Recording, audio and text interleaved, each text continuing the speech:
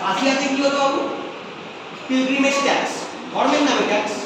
আমাদের দেশে বেশ ইতিহাসে আমরা দেখেছি, সম্ভবত আকবর যদি ভুল না করে বন্ধ করে দিয়েছিল, কারণ আকবর তো সেকুলার ছিল, পরে ঔরঙ্গজেব আবার নিয়ম নিয়েছিল। তোমরা কি এরকম কোনো ট্যাক্সের নাম বর্তমানে ভারতবর্ষে দেখেছো বা শুনেছো? আছে এরকম কোনো ট্যাক্স? ট্যাক্স তো প্রচুর আছে, ট্যাক্স রিফর্মস অনেক হয়েছে, জিএসটি বা মুসলিমরা সেই ট্যাক্স দেয় এরকম কোনো। তার কারণটা হলো আর্টিকেল 27 বলা আছে আমাদের দেশে ধর্মের নামে কোনো ট্যাক্স নেওয়া যাবে না।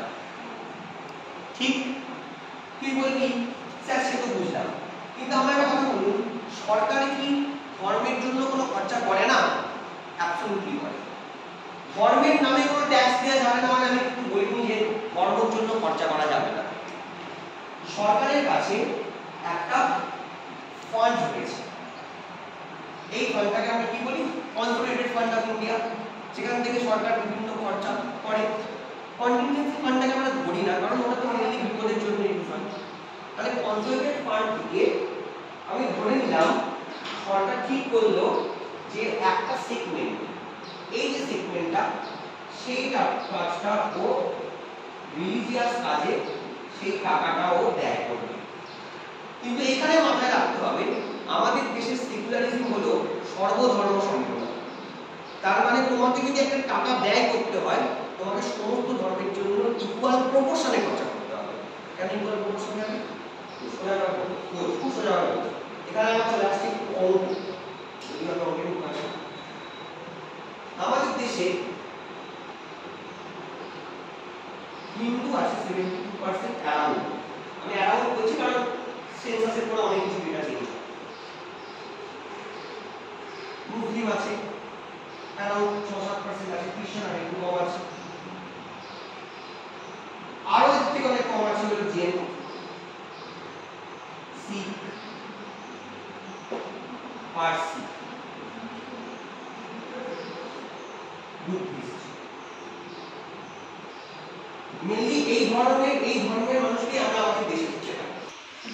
যেখানে 72% হিন্দু রয়েছে তার জন্য যে টাকা অ্যালোকেট করা হচ্ছে তার থেকে তার 1/10 নেই এমন মানুষের জন্য যদি সেম টাকা খরচা হয় তাহলে সেটা ভুল। তাই জন্য আমরা বললাম আমরা ইকুয়াল প্রপোর্শনে মানে সমানুপাত হারে খরচা করব। তার মানেটা হলো এটাই, আমি যদি সোজা হিসেবে বলি আমার কাছে হিন্দু আছে 100 জন, আমার কাছে মুসলিম আছে 20 জন। যদি আমি 2 টাকা করে নিই একজনের জন্য, তাহলে এদের জন্য আমি 200 টাকা খরচা করব, এদের জন্য আমি 40 টাকা খরচা করব। যদি তুই ডেটা ওরিয়েন্টেড দেখিস তাহলে মুসলিমের জন্য আমরা কম খরচা করছি, কিন্তু তুই যদি প্রপোর্শন অনুযায়ী দিচ্ছিস আমরা সকালের জন্য ইকুয়াল খরচা করছি। কারণ পার্সিরা তো আমাদের দেশে নেগলিজেবল নেই, তুই হিন্দুদেরকে যে টাকা অ্যালোকেট করবি সেই টাকাটা পার্সিকে অ্যালোকেট করতে পারবি না। তাই জন্য আমরা ইকুয়াল প্রপোর্শনে খরচা করি সর্বধর্ম সম্পন্ন। তার মানে সোজা কথা, যদি ওয়েস্ট বেঙ্গল গভর্নমেন্ট ঠিক করে যে আমি পুরোহিতদের ভাতা দেব বা আমি ক্লাবগুলোকে টাকা দেব পুজোর জন্য, তাহলে ওয়েস্ট বেঙ্গল গভর্নমেন্টকে কিন্তু অন্য জায়গাতেও খরচা করতে হবে তাদের প্রপোর্শনে।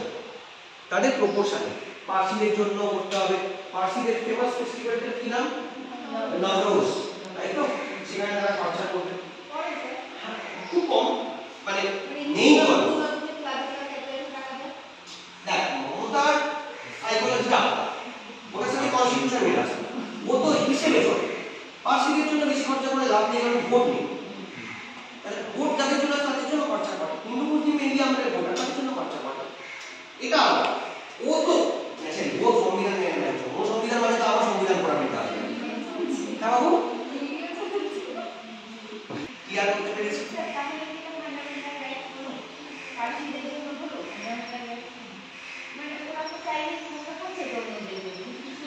সমস্যাটা হলো ইকুয়েশনটা বার করা খুব মুশকিল।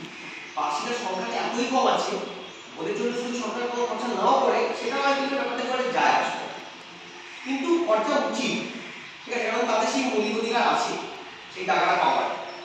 কারণ সিম্পল ব্যাপার, আজকে আমি দেখি জগন্নাথ মন্দির তৈরি হয়েছে এবং সে যদি কোনো ট্রাস্টের টাকায় তৈরি হতো, রাম জন্মভূমি ট্রাস্টের মতো আলাদা ছিল, পশ্চিমবঙ্গ সরকার যদি দায়িত্ব নিয়ে ভাবে যে আমি একটা জগন্নাথ মন্দির বানিয়ে দেবো, তাহলে আমার ইচ্ছে হতে পারে আমার জন্য একটা মসজিদ বানিয়ে অসুবিধা নেই। কিন্তু সমস্যাটা হলো গভর্নমেন্টকে এটা বুঝতে হবে যে মন্দির মসজিদগুলোর ট্রাস্টের টাকা দিয়ে তৈরি হওয়াটাই কি বেটার না? রাম জন্মভূমি ট্রাস্টে রাম মন্দির তৈরি হয়েছে, কিছু করার নেই। মুসলিমদের বেশিরভাগ মসজিদ তৈরি হয় ট্রাস্টে। আমার বক্তব্যটা হলো একটা গভর্নমেন্ট, কারণ ব্যাপারটা ট্রাস্ট। উনি গিয়েছিলেন পুরীর মন্দিরে, ন্যাশনালি উনি নামাজ টামাজ পড়েন, তাই জন্য পুরীর মন্দির ওনাকে অ্যালাউ করেন। উনি বার পেয়ে গেছেন, উনি বলেছেন এবার আমাকে একটা জগন্নাথ মন্দির বানাতে হবে, কারণ যেখানে আমি সবসময় অ্যালাউ হবো। তাহলে কোথায় বানাবো আমি? যেখানে বালি আর সমুদ্র আছে, চলো দীঘা।